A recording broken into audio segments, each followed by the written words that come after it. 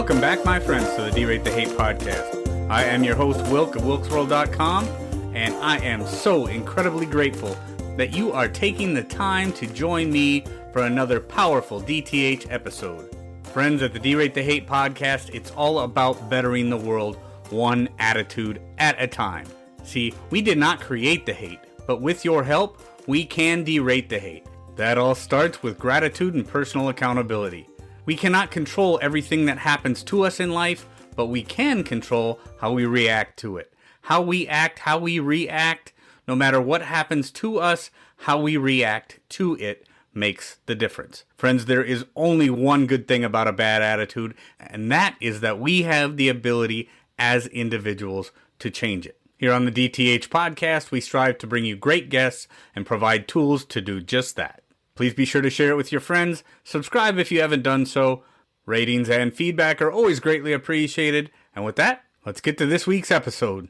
Friends, I have to tell you that the Braver Angels National Convention in July of 2023 was a milestone in my life for so many reasons. Being the conservative co-chair was awesome, but the most significant reason is all the great people of diverse backgrounds and mindsets that I had the honor to meet and converse with over that week. Many of you already know of my work in the Braver Angels Truth and Trust Project with Dr. Francis Collins.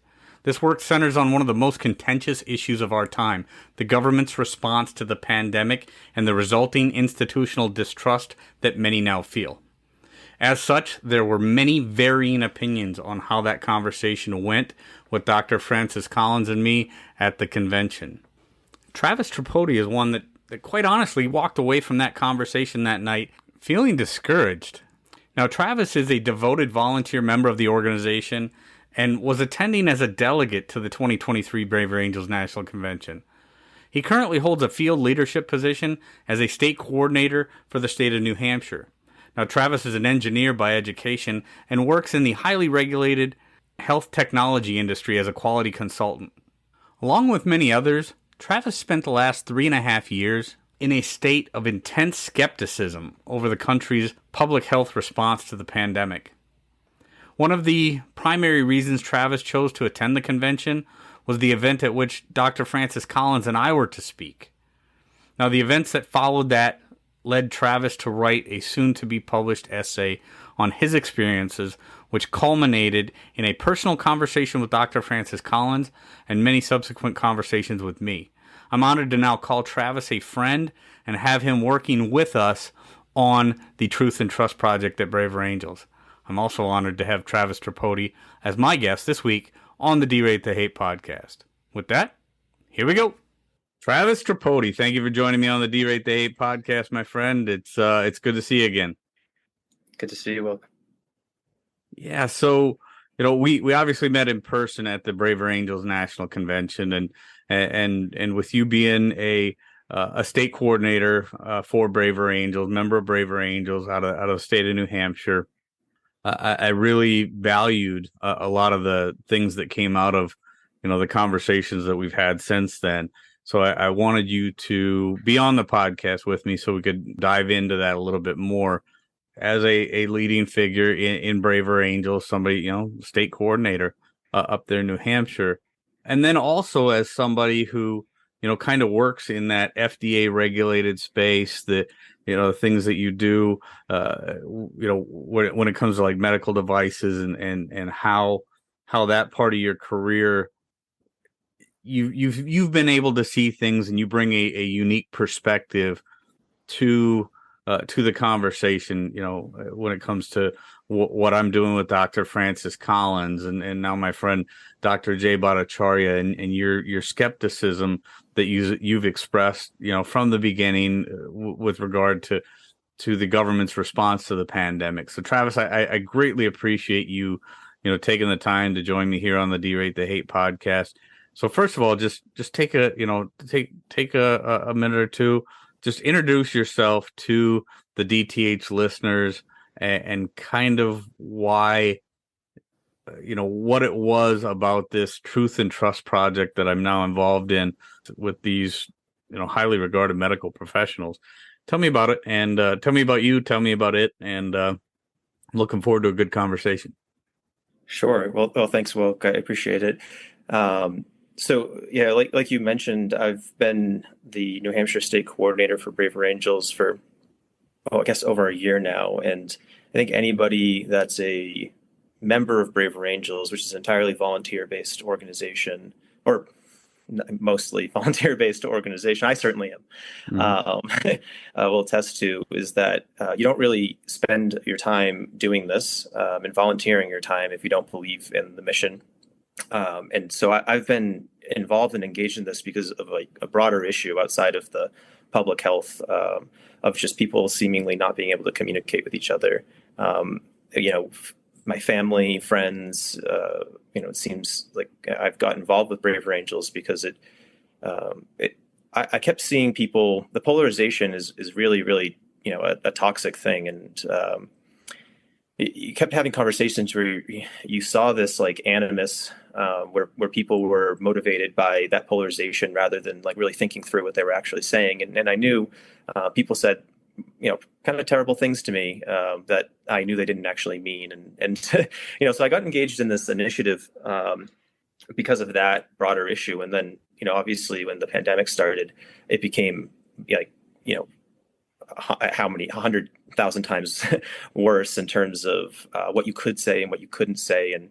And like you said, I have my professional background, the work I do that I get paid for, is in the health technology space. So it's a space that's regulated by the FDA, and I came at the public health approach from.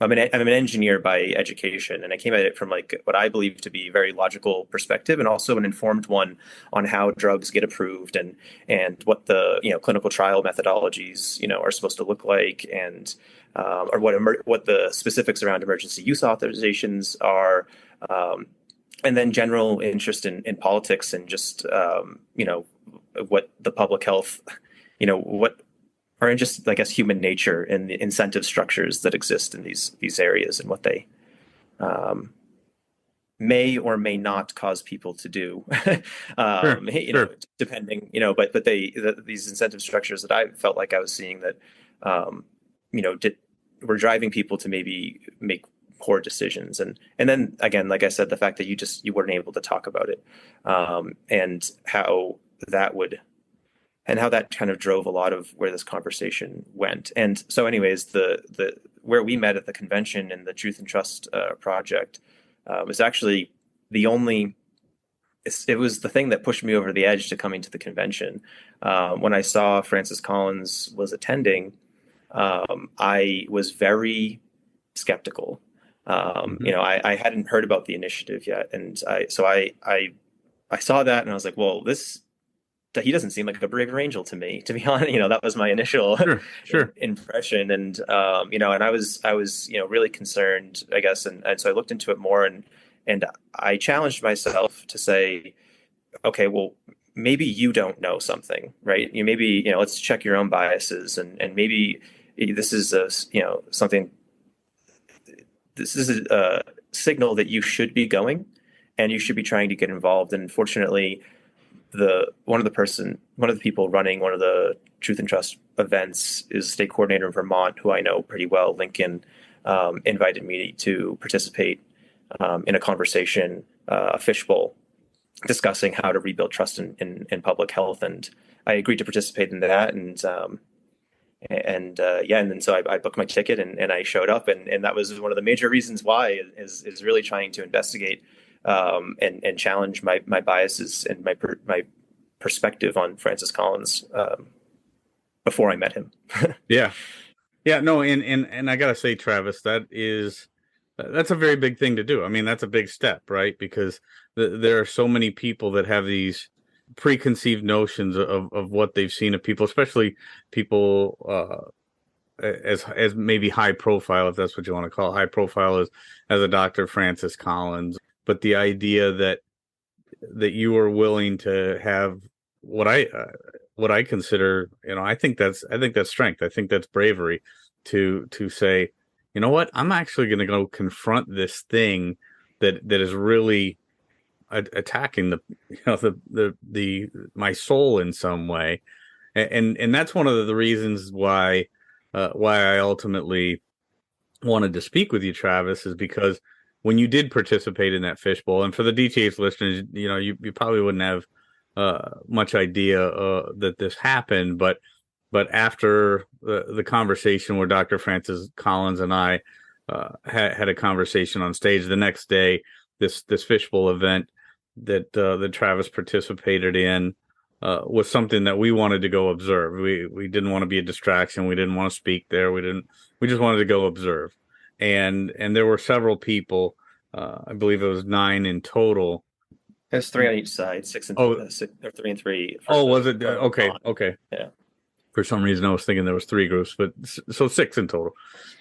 People that spoke in this fishbowl, and it was very enlightening to see. I've had conversations with so many people about this topic over the past several years because it's been something I've been passionate about, and then certainly over the past 18, 19 months that I've been speaking with Francis Collins, having conversations with people, ICU nurses and ER nurses, cardiac care professionals from around the country, and different different health professionals, all the way up, obviously Francis Collins. Dr. Francis Collins was the head of the NIH. Dr. Jay Bhattacharya, who's a professor of medicine at Stanford University. I've now had conversation with John Ioannidis, another professor of medicine at Stanford. These very high profile people, but it's always the people that you might least expect that just really, you can see the emotion, you can see the feeling, you can see the visceral reactions in people and how this affected them and their real lives. And whether it be having a conversation with the former Surgeon General, Jerome Adams, and how it affected his life, or having a conversation with an ICU nurse from northern Minnesota, or somebody who works in the industry that you do with medical devices and drugs and FDA regulated thing in New Hampshire.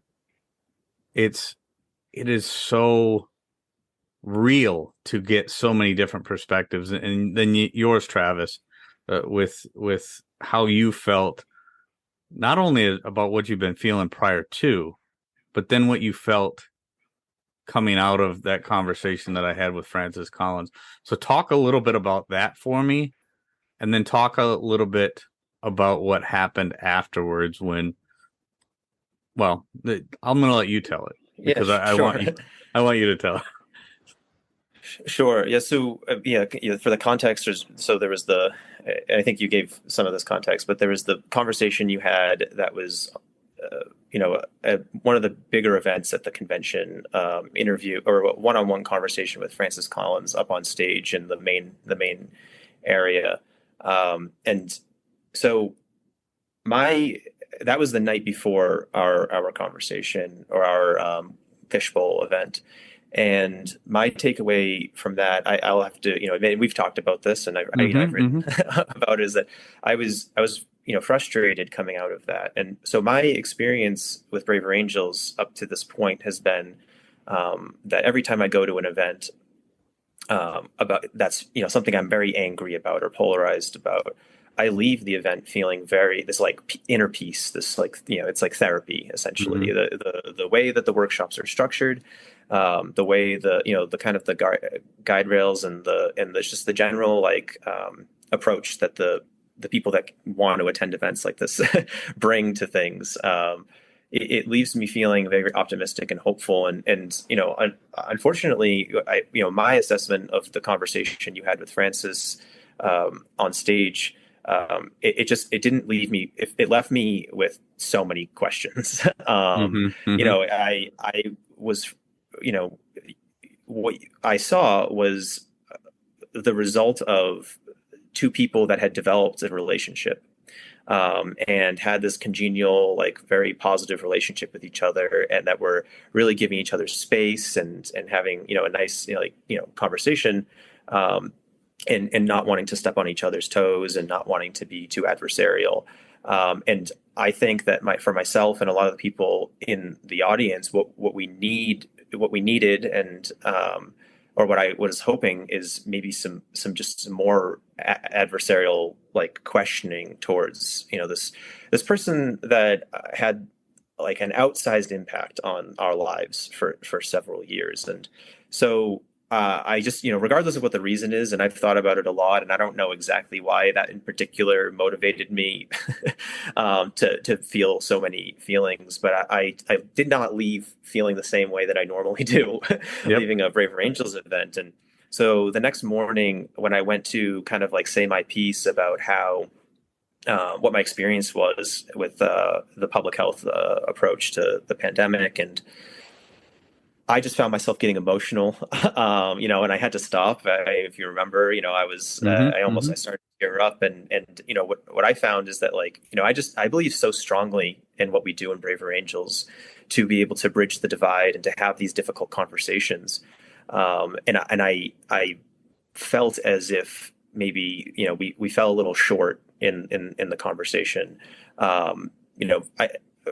For those who didn't hear it, I mean, I guess more or less my concern was, that Dr. Collins was more educating the room on what he believed was his perspective, rather than engaging in a peer-to-peer conversation with being challenged, and that made me feel the same way that I felt listening to CNN for the past 2 years, right? Yeah, and that's easy to understand. I mean, that's very fair, and I believe you're not the only person that felt that way.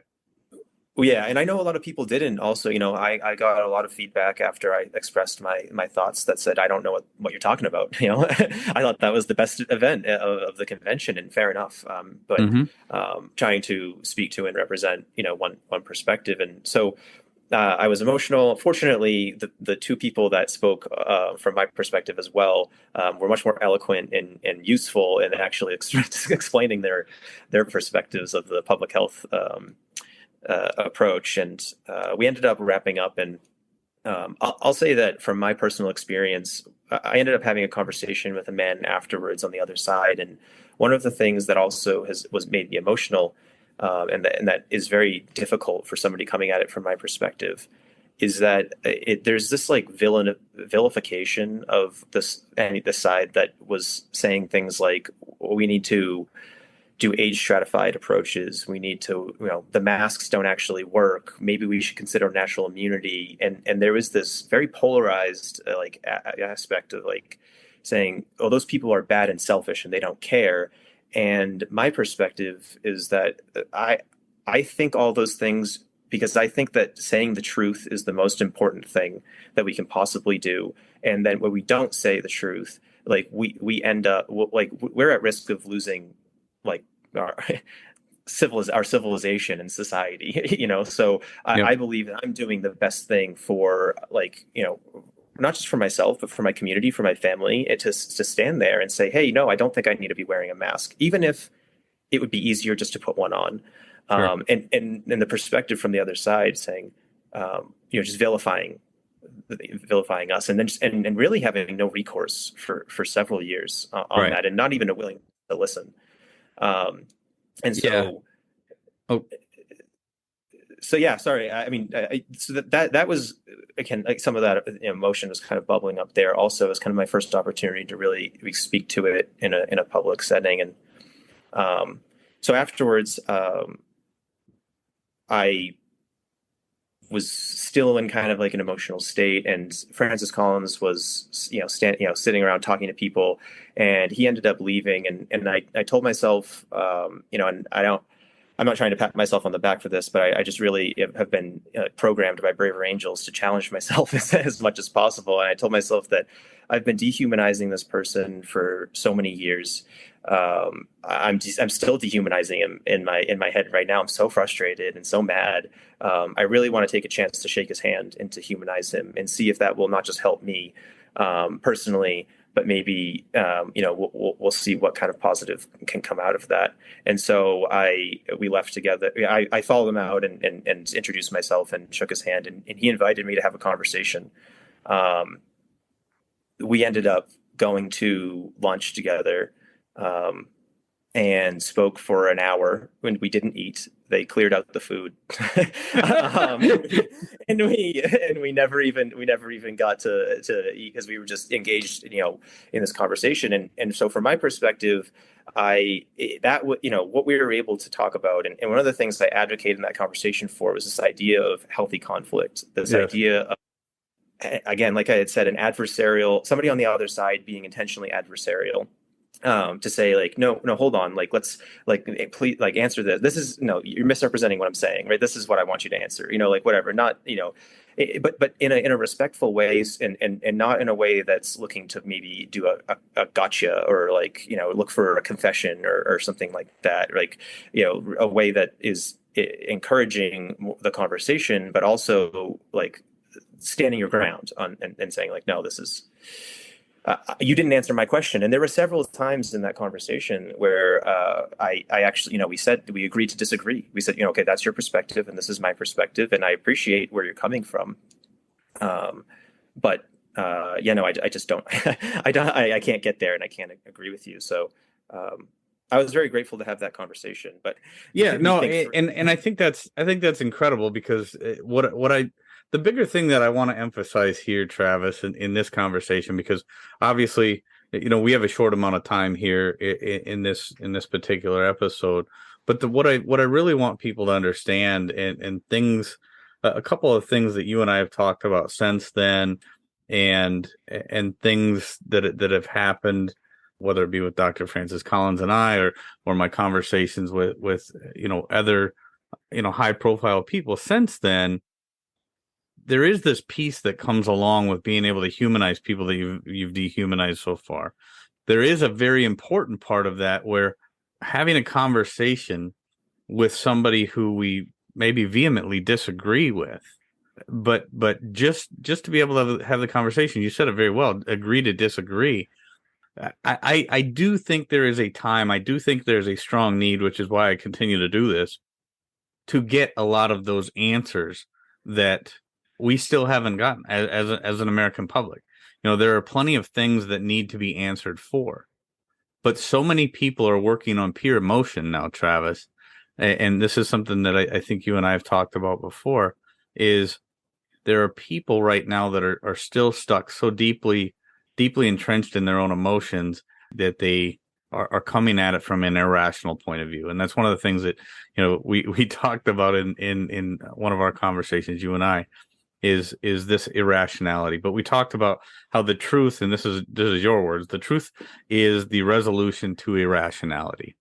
And that's also something that I've talked about with, my friend Dr. Jay Bhattacharya in a recent episode of the DTH podcast, is how do we get to the truth?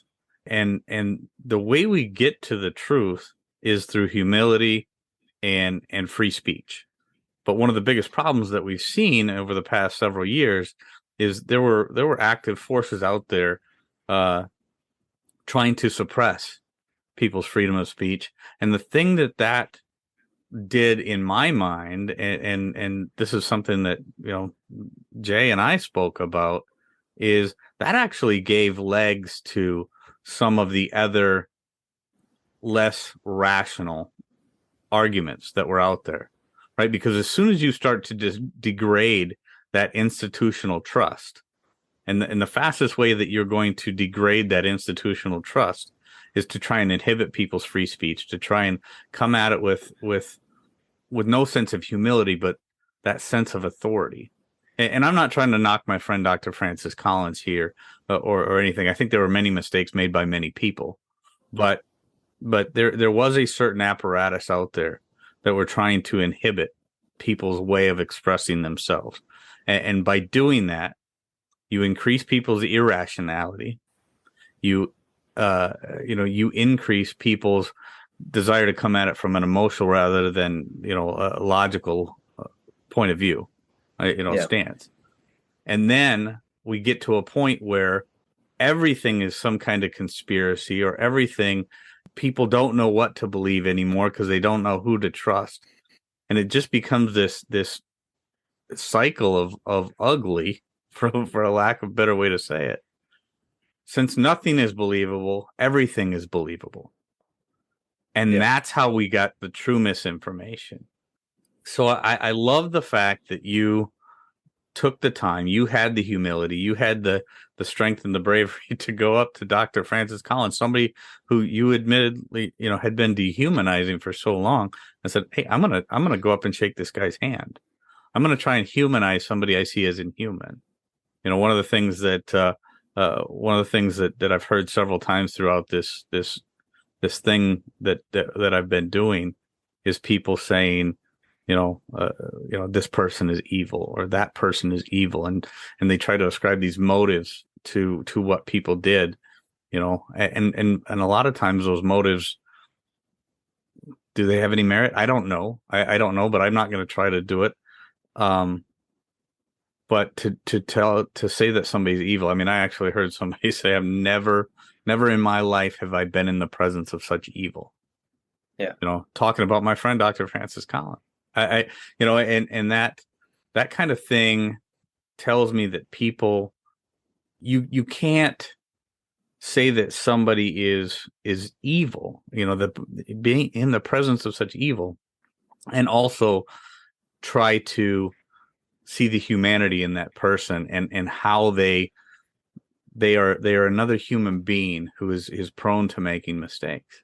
So anyways, Yeah. I say all that to say this. What you did here in having that conversation with Dr. Francis Collins, and then even though there was so much that you walked away from the table that day still disagreeing on, what do you feel that you got out of it? And did you have a little more hope? Yeah, well, I did leave with more hope. Um, I will. So I'll say this, that so on one side of the conversation, right? You can look at the fact that there was suppression of free speech and people were not able to get answers. There was suppression of free expression, and there was this kind of authoritarian like aspect to things. And you can say that at least from our perspective, well, that's obviously bad, right? Not Mm-hmm. everybody actually thinks that. I remember actually at one point in time, somebody when I was still on Facebook, somebody said to me they don't think the First Amendment's a good thing, and I was like, oh, I just never heard anybody say that before. Pretty wild, but yeah. Yeah, not everybody agrees with it, but I guess the most part, that's the American spirit. Is you can look at those things and say that those are negative things, and that's what kind of got us into this situation. And you can point the finger, and I think it's easy from my perspective to point the finger in that direction because I wasn't the one doing it, right? I was the one, kind of, I'm criticizing the other side there. But what's interesting to me is, like, my takeaway from the conversation, and what I hope what we can learn to do as a country, and we can, like, maybe learn to do maybe just in our small communities, is to understand what we're doing to cause the spiral of polarization. Mm-hmm.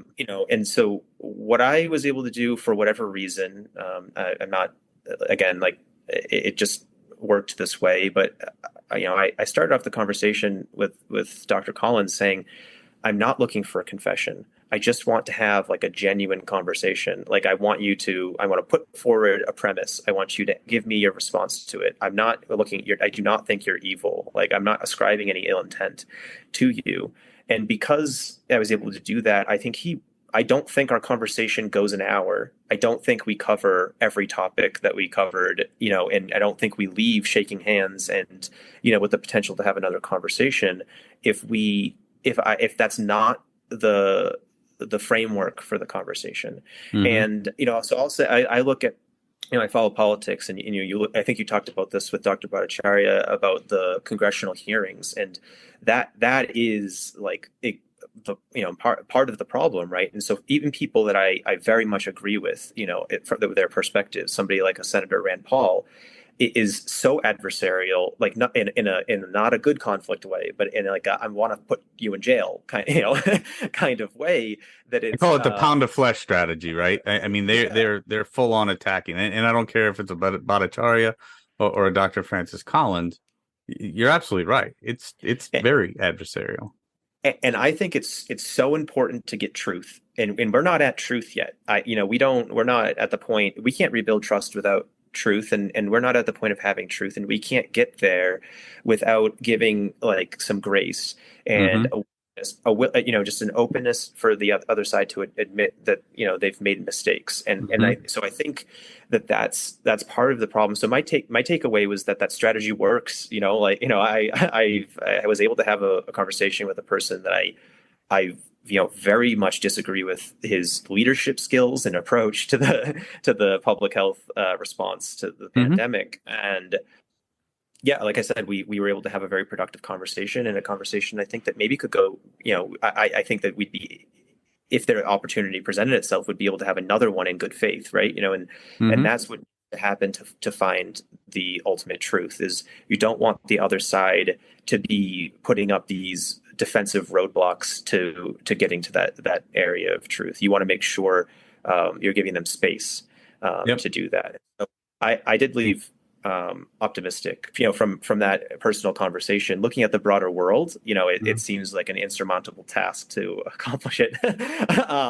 But Yeah, many have told me, Travis, that what I'm trying to do, because I mean, what I'm trying to do is in my way, and that's why I've had to explain myself to so many people, because they're like, people when they found out that I was getting the opportunity to, as somebody who has been speaking out against the government's response to the pandemic from the very beginning, when they found out I had an opportunity to speak with Francis Collins, they're like, did you give it to, there's so many things I'd like to say. And I'm like, you know what? I might too, but there's a right way to go about this and a wrong way to go about this. We can leave that adversarial pound of flesh grandstanding to the politicians, because we know they're going to do it. And I don't think it produces anything positive. Nothing. What we see in Congress, and I'm a big fan of Rand Paul myself, and I appreciate so much of what he's done and others have done. But I know when Dr. Francis Collins goes and sits in front of those guys again, and when I say those guys, I mean Congress or whoever it is that they put on the panel, nothing positive is going to come out of it. When Dr. Jay Bhattacharya, another friend of mine, goes and sits and has to sit before Congress again, if he does, there's nothing positive that's going to come out of it. It's just not. Yeah. And I think that's unfortunate, because we have a very, very broken system in that there are people that are looking to, there are people in our political system that are looking more for that pound of flesh. They're looking for, they're looking forward to get a slice of that red meat for that small portion of their base that wants that pound of flesh, right? And that bothers me. So I'm trying to do this in a very, very different way. And I am very much in the same camp that my friend Dr. Jay Bhattacharya is, in that we need to have what's called a morbidity and mortality conference, an M&M conference, where we get together the best and the brightest minds, including those that ran our public health apparatus, and those who spoke out against the conversation, whether it be a Dr. Jay Bhattacharya or Sunetra Gupta or Johnny Anides or Kuhldorff or these folks. And I don't just mean the Great Barrington Declaration folks, but I do mean there are so many people out there that have spoke for and against what happened to this country and this public health apparatus and what happened. And I think that a big part of that conversation needs to be, why were certain narratives suppressed? Why were the voices of some suppressed while others were enhanced, and what was behind that? But more than that, like Dr. Bhattacharya and I talked about, the Norfolk Group is a phenomenal document that was put together that has many of the questions that I believe need to be answered, many of the questions that could, in fact, bring out the truth that people need to see to rebuild that trust. My intention with this project, Travis, is not to find a pound of flesh. My intention with this project is to find the truth and rebuild the trust. Yeah. And that's not going to happen. You know as well as I do, being a braver angel, being somebody who really believes in that system, it will not happen by going for that red meat, going for that pound of flesh. Yeah, can I say something to Yeah, that? Just absolutely. I think that it's important, because I say this because I come from this perspective, right? I come from a very, and I was always told, although I have engineering background, I was always told that I should be a lawyer, right? So I have this like very like litigating like debate and argument style, and I've so I'm speaking to myself as much as I'm speaking to others, but I think that it's important to understand that it's not like a like a bleeding heart, soft like perspective. Like we're not coming at this saying that like, oh, we want to be nice to people. That's not my perspective at all. I Sure. think that that's not even like in the top 10 priorities for me is being nice to people. But Right.